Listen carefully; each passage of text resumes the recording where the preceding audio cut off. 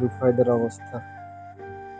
ও গোসলের পরে এখন শুধু গড়াগড়ি করতেছে, এখন ওর উপর হওয়ার চিন্তা।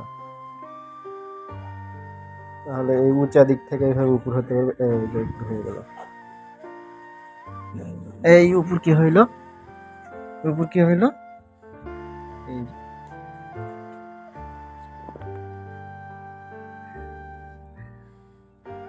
কি অবস্থা? গোসল করে কেমন লাগতেছে? হুম? আজকে শুক্রবার, নামাজ পড়তে হবে না বাবু?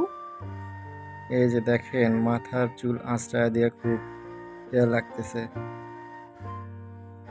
খুব সুন্দর করে মাথার চুল আঁচড়ায় নেয় রুফায়দা। রুফায়দা, আম্মু কি দেখতেছো?